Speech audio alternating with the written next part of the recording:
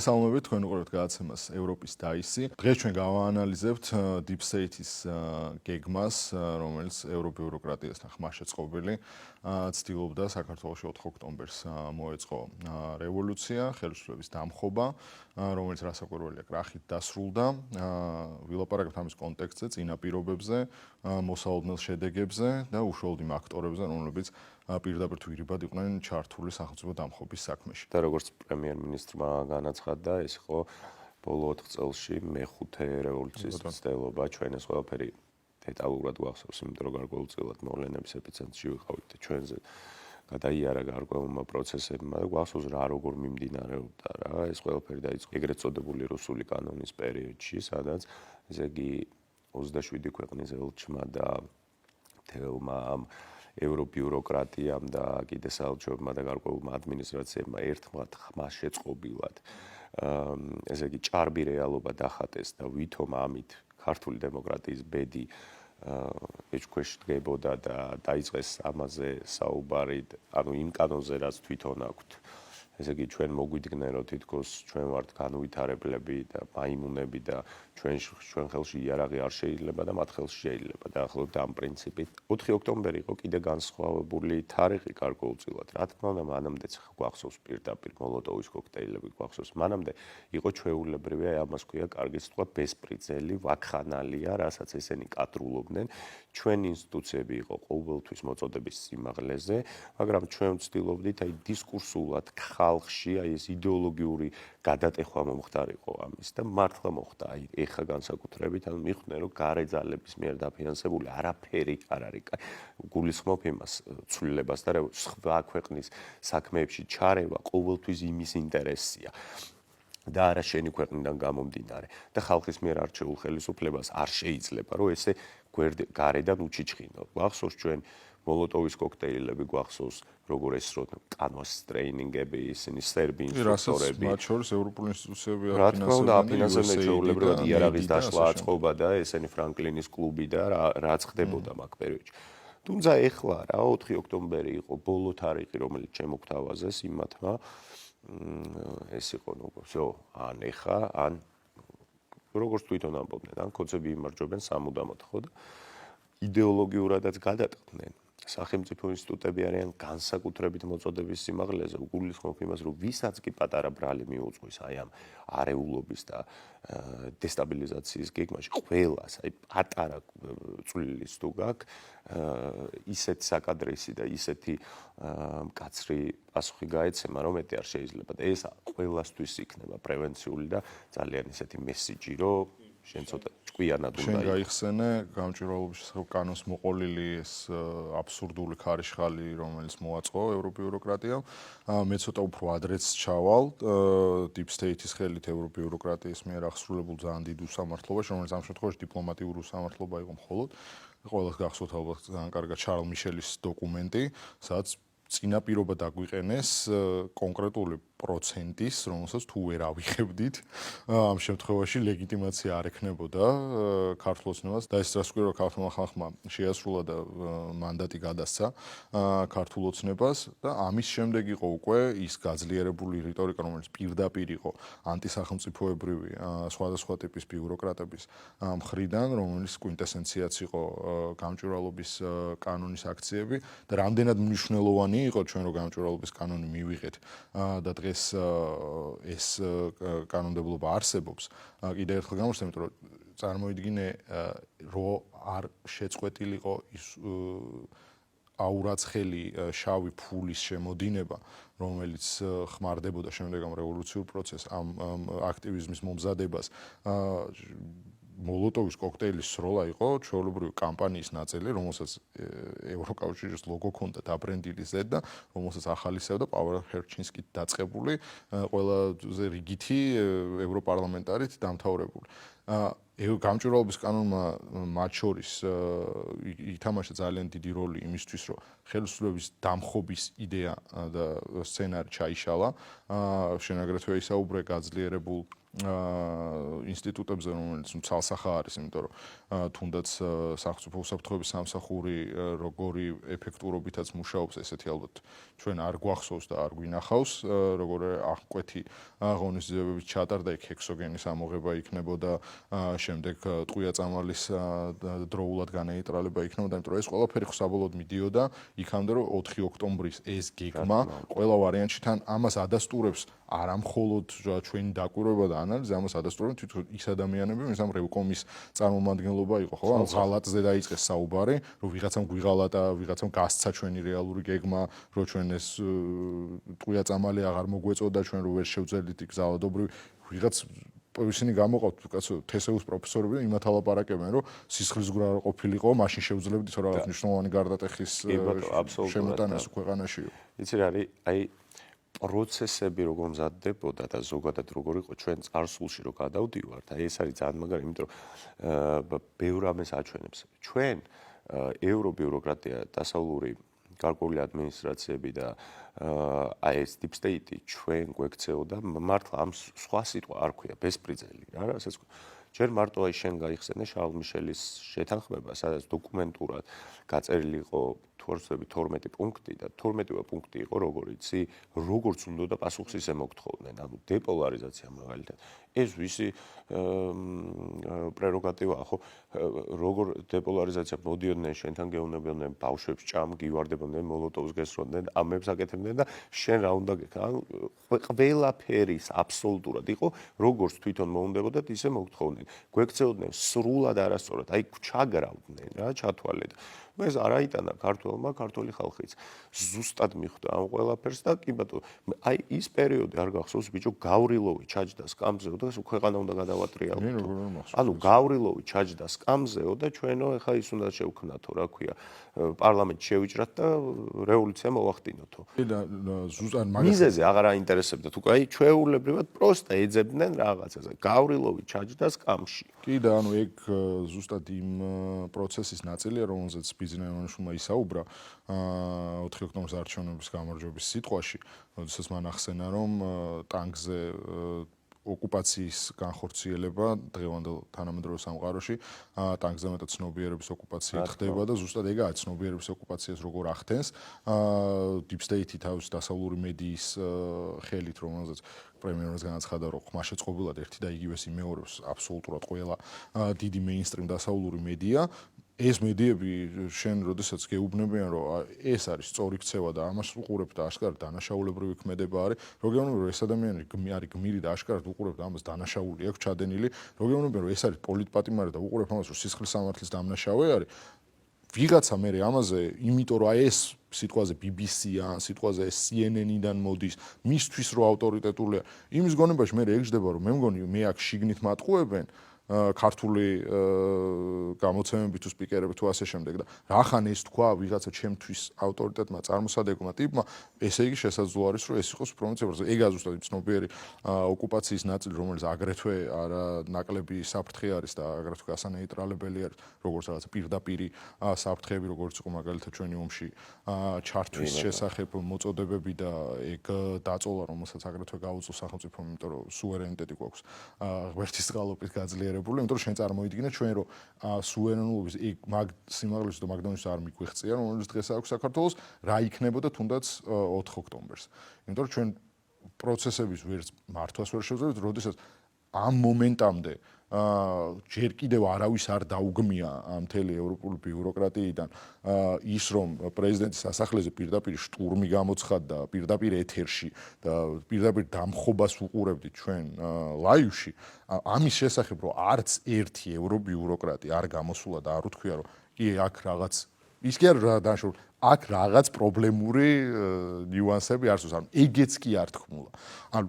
ჩვენ რო არ გქონდეს დღეს ძლიერ სუვერენიტეტი, ჩვენ რო არ ვიდგეთ მოწოდების სიმაღლეზე და მყარად ასე წელში გამართულები, ჩვენ მოგვიწევდა მე როგორც მაშინ შარლ მიშელის დოკუმენტზე რაღაც დათმობებზე წასვლა და ეს იქნებოდა რეალურად ისეთი წნეხი, რომელსაც ვეღარ გაუძლებდა ქართული სახელმწიფო და 4 ოქტომბრის გეგმა რო შესრულებულიყო, ჩვენ ბრუნდებოდით ზუსტად იმ წარსულში, რომელზეც ეს ლიბერალური პაბლიკ ვეუბნება, რომ დღეს არის ქართული ოცნების სახით საქართველოში ჩვენ გვაბრუნებდნენ ქვის ხანაში 90-იანებში წარმოიდგინეთ დამხობილი ხელისუფლების პირობებში, სადაც ნაცები ბრუნდებიან, სამოქალაქო ჩათვალე რო იწყება პირდაპირ მნიშვნელობით და უკვე ქუჩაში მაშინ გადავდივართ იმაზე, რომ ძალმომრეობაზე ვინ ვის მოერევა რა. სადაც ანონსებდნენ, რომ უნდა გავაკეთოთ ნეპალი, არ ვიცი, ლიდერშიპს დავერიოთ და პროპაგანდისტებს და ყველას და ჩაუქოლოთ და ასე შემდეგ და ასე შემდეგ და რა თქმა უნდა, ხარო ჩვენი პასუხიც არ იქნება ის, რა ქვია, თავზე ხელის გადასმა, რომ ესენი არიან ჩვეულებრივი დივერსანტები და ესენი არიან ესე იგი სახელმწიფოს ის ნაწილი და ის რომელიც ამ ქვეყნის სტაბილურობას და ქვეყნის ნორმალურ რიტმს ხელს უშლის და გარედან მოხეული აგენტურა, რომელსაც ქვეყნის ინტერესები არ აინტერესებს, შიდა პულსით არ ზომავს ის აუკარგიანობას, მას დავალება აქვს მიღებული და დავალება დიდ დროში მდგომარეობს და დიდ კონტექსტში იმაში, რომ ჯერ ომში ჩავთვლილიყავით და ეხა კიდე ვიცი უნდათ რომ ესე იგი ბუფერი გახადონ საქართველოს რითაც რუსეთს გააღიზიანებენ და ჩვენ გავიარეთ რა ეს პერიოდები და ნახეთ და ჩვენი გავიღეთ ყველაფერი. ეხა ამ ქვეყნის განვითარების დრო არის და ღვთისმადლით ყველას რაღაცა ჩვენთან სიმშვიდეა და გარეთ რა ხდება გაიხედონ ხო ჩვენ რეგიონში, ჩვენ მეზობელ ქვეყნებში რა პრობლემები არსებობს და ყველა რო ქვეყნები იმას ცეცხლის ალშია გახვეული და ჩვენთან სიმშვიდეა და ეკონომიკური განვითარებაა როგორღაც ეს უნდა დავაფასოთ ჩვენ აუცილებლად რა შეიძლება უშუალოდ ოქტომბერს და გარედან მოხვალ კიდე დღის წესრიგს ეგეც ძალიან საინტერესო პროცესი იყო როცა ევრობიუროკრატიამ ფაქტობრივად არაფერი არ თქვა ამ პროცესებზე და ეს ნიშნავდა იმას, რომ ირიბად დაასაპორტეს ირიბად თითქოს არა ხარი დაუჭირეს, იყო რიგი განცხადებების, რომლებიც უშუალოდ ამას ასაპორტებდნენ, ხო? აი პრემიერმა ისაუბრა ამ ყველაფერზე კარგად, ხო? რასაზე განსაკუთრებით იუკნევიჩიანი, ხო? რომელიც ჩართული იყო ფაქტობრივად ბარიკადებზე იდგა ესე იგი რევოლუციის ავანგარდში იმყოფებოდა და IPP ხო რომელმაც ანუ შევხვდები რამხელა შეურაცხყოფას რო თავი დავანებოთ რამხელა დანაშაულთან გვაქვს საქმე რა თქმა უნდა ანუ ეს იყო პირდაპირ მაიდანის კოპირების მცდელობა რომელიც რო არა სახელმწიფო ინსტიტუტების ესეთი მედეგი ქმედება რეალურად სადღაც გამოვიდოდა მე შეიძლება ეს არ ყოფილიყო უშუალოდ 4 ოქტომბერი ყოფილიყო 5 ოქტომბერი მაგრამ რომ არა ამის წინასწარ აღკვეცი ღონისძიებები და ინსტიტუტები ჩვენი სახელმწიფო ინსტიტუტები რომლებიც ასეთ მოძლიერებული არის საბოლოო ჯამში ეს მაინც აღსრულდებოდა იმიტომ რომ როგორც უკრაინაში ძალიან ბევრი ფულის ძალიან ბევრი ტრენინგის გააქტიურებული აქტივიზმის ზუსტად მედიის ისეთი მხარდაჭერის რომელიც ჩვენთან გააჩნია ამ პოზიციას პირობებში შეძლეს უკრაინაში განახორციელებინათ სადღაც ეგრისკი არსებობდა რასაკვირველია ჩვენთანაც და ის ადამიანები ვინც ეხლა ამბობენ რომ აი მე იქ უბრალოდ ვიყავი გასული კი რასაკვირველია იმიტომ ამბობენ უკვე ჩაფლავებული პროცესის მონაწილეები არიან ანუ ეგენი ეხლა არიან ჩვეულებრივ ლუზერები რომელსაც არ გამოუვიდათ ხელისუფლების დამხობა თორე ხელისუფლების დამხობა გამოსვლოდათ მაგათ ყველა ის ადამიანი ვინც დღეს უკან იხევს და ამბობს რომ არა მე არ ვამბობდი რომ 4-ში დავიწყებთ 4-ში დავამთავრებთ არა მე იქ უბრალოდ მშვიდობიანად ვიყავი მისული მაყურებლად ვიყავი მისული და უშუალოდ აღსრულებელი არ ყოფილა ის ადამიანები პირველი იქნებოდნენ ვინც წინა ფლანგზე გამოდგებოდნენ და იტყვნენ რომ გმირი მე ვარ მე ეს პროცესები მე მომმართე და მე ვიყავი ერთ-ერთი პირველი ვინც ამას გვერდში დაუდექი და ზუსტად ეგ ადამიანები იქნებოდნენ ვინც მე ხეებზე გააკრავდა ხალხს ვინც მათთვის მიუღებელი იყო პოლიტიკურად და პირდაპირ ისინი იქნებოდა კაცო ლინჩის ესეთ გასამართლებები მათ ხელში მე იმიტომ რომ ჩვენ ამას ვუყურებთ რიტორიკის დონეზე რომ ასეა ჩვენ ეს ხო ისეთ ბრალდება არა რომელიც აი დაშვების დონეზე ბრალდება ანუ ეს ადამიანები გვეუბნებიან რომ მათთვის ძალაუფლების ხელში ჩაგდება ნიშნავს იმას რომ ყველა მათთვის მიუღებელი პოლიტიკური შეხედულების ადამიანი პირდაპირ ნიშნით საუკეთესო შემთხვევაში მიდის ციხეში და უარეს შემთხვევაში მათი ფიზიკური ლიკვიდაცია ხდება ანუ ქუჩაში უნდა ლინჩის წესით გაუსწორდეთ შესაბამისად ეს 4 ოქტომბერი ასეთი კომიკური გამოდგა ფლად ეგრე კომიკურადაც არა რეალურად საქმე და ეგრე მარტო მხოლოდ მაგ პრიზმაში არ არის ეს განსახილველი რა სიგიჟის მასშტაბი და დონე იქაც განისაზღვრება რომ ამბობდნენ რომ ხობე არ იყო ძლიერიო და შესაბამისად ამან პროვოკაცია მოახდინა და ისინი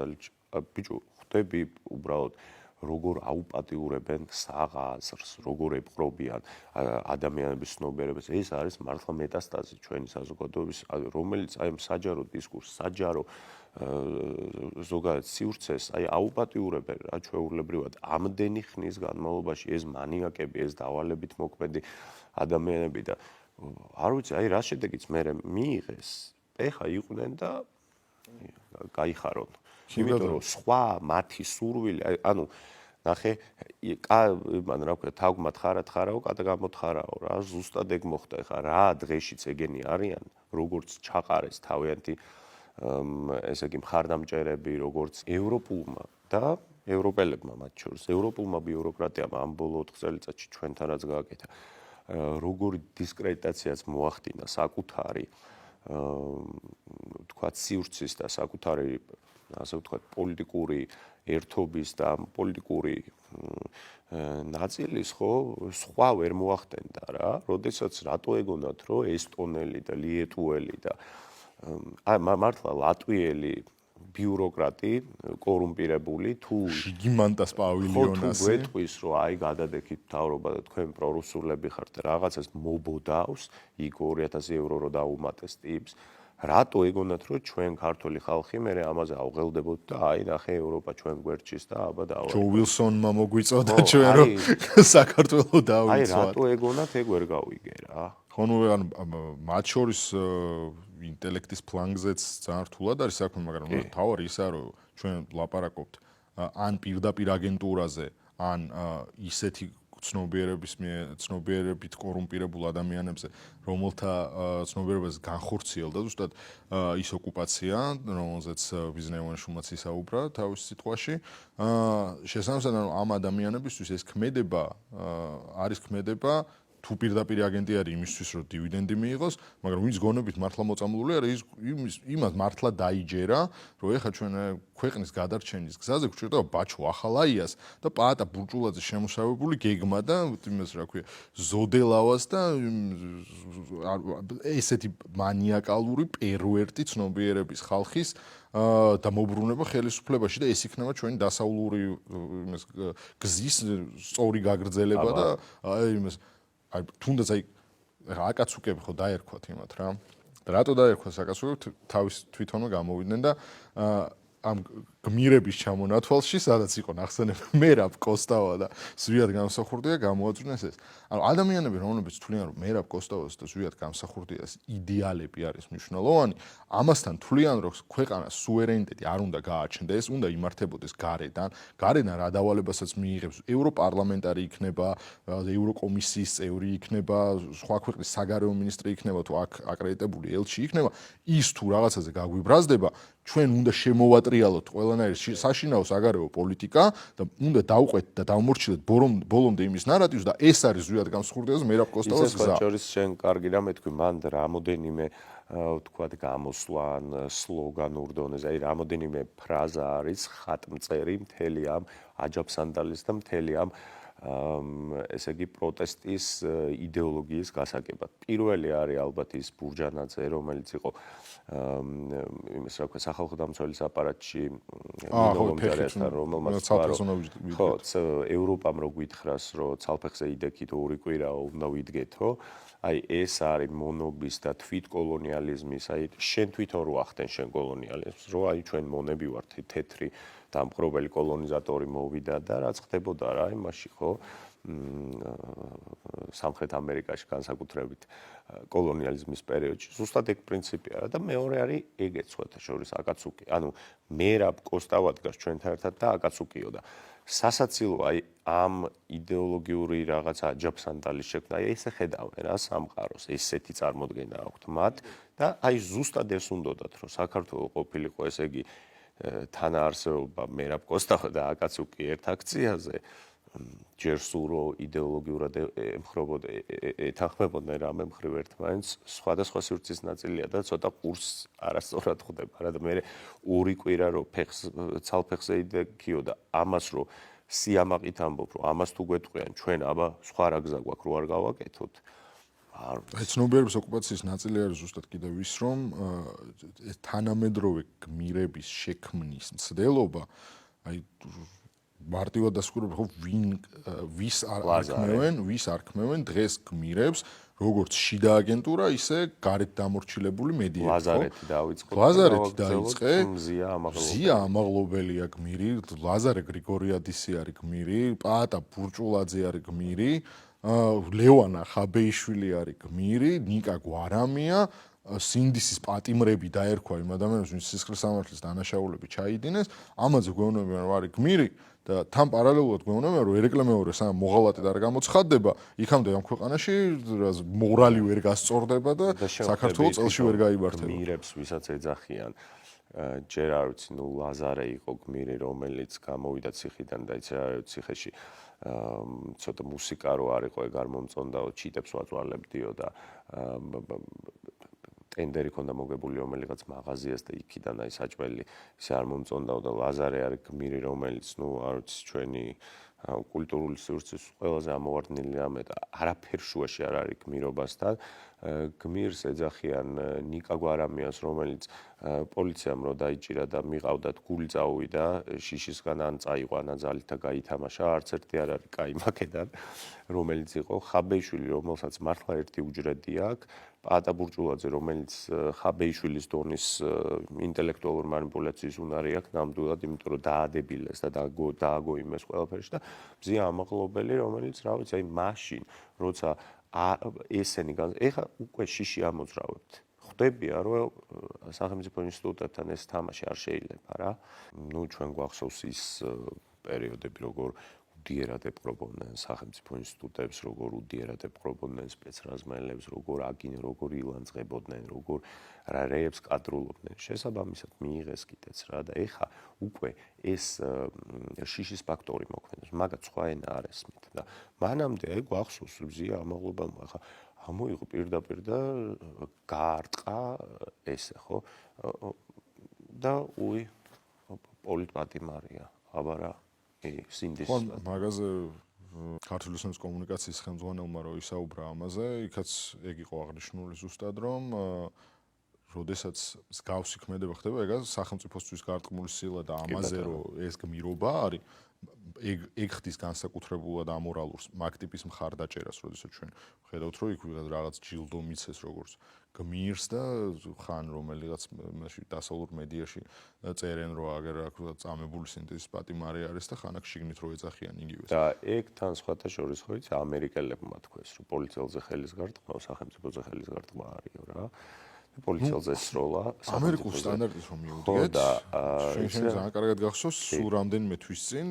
ამერიკის ლოს-ანჯელესის პოლიციის უფროსი ამბობს რომ თუ თქვენ ჩვენ პოლიციელებს ხელს გაარტყავთ ჯერ ჩვენი ძაღლები დაგლეჯენ მერე ჩვენ გესვრით და დაგიჭერთ თუ თქვენ ან რამეს ესვრით პოლიციელს ან რაღაცას იზავთ თქვენ ოჯახის წევრებს შევატყობინებთ სად აკრიფონ თქვენი ნაწილები თუ თქვენ გზას გადაუკეტავთ გადაგივლიან და ასე შემდეგ და ასე შემდეგ ჯერ საავადმყოფოში მოხვდებით მერე პოლიციაში და ხო ერთი ის კიდე ბაბლში რომ ძალიან დიდი ქარიშხალი მოყვა და შემდეგ ეს deep state-ის აგენტი გერმანიის ელჩი გამოეხმაურა კიდე მაგას როდესაც პრემიერმა ახსენა რომ გებელსისეული პროპაგანდა დააბრუნეს deep state-მა დააბრუნა შუაგულ ევროპაში და რა არის ამაში ან ლოგიკური ან არარაციონალური ან მით უმეტეს ბრალდებითი და შეურაცხყოფელი იმიტომ რომ ჩვენ ვუყურებთ შავზე თეთრის დაძახებას უსამართლობაზე სამართლიანობის დაძახებას დამნაშავეზე გმირის დარქმევას და ამის და მანდ ერთი უმნიშვნელოვანესი ფაქტორი გვავიწყდება ყველაზე მნიშვნელოვანი რაც არის გებელსისეული დეჰუმანიზაცია საზოგადოების ანუ რას ნიშნავს ჩვენ ვინც საქართველოს მოსახლეობა ვინც მხარს არ უჭერს ამ ნაცებს და რადიკალურ ოპოზიციას ეგენი არ არიან ადამიანები და მათზე ყველაფერი შეიძლება განხორციელდეს მაგიტო არის შენ შეგიძლია ხელით გაარტყა ხელნაკეთი იარაღების პიროტექნიკა ესროლო მოლოტოვები ესროლო ყველაფერი შეგიძლია რაც გინდა პირად ცხოვრებაზე ილაპარაკო ვაფშე ყველაფერი რაც სტანდარტებში ადამიანის უფლებების სტანდარტებში არ ჯდება ყველაფერი იმიტომ რომ ესენი ადამიანები არ არიან და და ამაც შეიძლება. აი ეს არის რა, ეს გებელსის დეჰუმანიზაციის საკითხი. და კი ჩვეულებრივი შავზე თეთრის დამტკიცება გასაღებენ თავისუფალ სიტყვად ვითომ ამას ყველაფერზე გიმტკიცებენ შავზე თეთრს, ხო? ნუ 4 ოქტომბერს რეალურად ლოკალურად გარდამტეხი თარიღი გამოდგა, ეგ ფაქტი არის უკვე. იმედი არის თვითონ Deep State-ისთვისაც რაღაც მაინც შეიცვლება ჩვენდამი მათ აღქმაში, იმიტომ რომ რამდენი წელი უნდა დაუჭირონ მხარი და რამდენი წელი უნდა აფინანსონ და ატრენინგონ და ყველანაირი ხელშეწყობა მისცენ ამ ჩვენს მოღალატეობრივ ოპოზიციას, სანამ ბოლომდე არ დარწმუნდებიან, რომ მათი ხელით ვერც რევოლუცია ვერ მოხდება, რომ მათ საერთოდ არანაირი სახალხო ლეგიტიმაცია არ გააჩნიათ, რომ რეალურად ისინი ვეარასოდეს ვეღარ დაბრუნდებიან ხელისუფლებაში, სანამ არსებობს ქართული ოსმალო, სანამ არსებობს ბიძინა ივანიშვილის ფაქტორი და სანამ არსებობს ჩვენ ქვეყანაში ის სუვერენიტეტი და სუვერენიტეტის ის დონე, რომელიც დღეს აქვს ჩვენ ქვეყანას. შესაბამისად, იმედი არის რაღაც მომენტში ან თავს დაგონებენ, ან უკვე ისევ დიპლომატიურ ნაწილზე გადმოვლენ ურთიერთობის და არ იქნება ეს მუდმივად რევოლუციის წამახალისებელი აქტივობები და ისეთი ხალხის მხარდაჭერა, რომელიც პირდაპირ არის ძალადობაში ჩართული. მადლობა ყურადღებისთვის. დღეისათვის სულ ეს იყო. 4 ოქტომბერი რეალურად აღმოჩნდა თარიღი, რომელმაც ძალიან ბევრი რამ გარდატეხა და შეცვალა ქართულ გარკვეულწილად და პოლიტიკურ ცნობიერებაში. სახელმწიფო ინსტიტუტები ძალიან ძლიერები გამოჩნდნენ, აკაცუკებმა ნახეს და ხალხმაც დაინახა, რომ არც არაფრის გამკეთებლები არიან, მაგრამ ეს არის დივერსიული ძალა, რომელიც ყოველ წამს მიდის რევოლუციაზე და შესაბამისად ალბათ ის შეცვალა 4 ოქტომბერმა მიუხედავად ევრობიუროკრატების მხარდაჭერისა და გარედან, ესე იგი შიდა რევოლუციური პროცესების მხარდაჭერისა, ეს წარმოუდგენელი რამე, ალბათ კიდე ის შეცვალა, რომ ამ ქვეყანაში რევოლუციის მცდელობა ძალიან ცოტას თუ ექნება აწირა, იმიტომ რომ უკვე ნახეს ყველამ, რომ ამასთან თამაში არ შეიძლება. დღეს ამ თემში ვთქვით, კარგად ვზანდებოდეთ.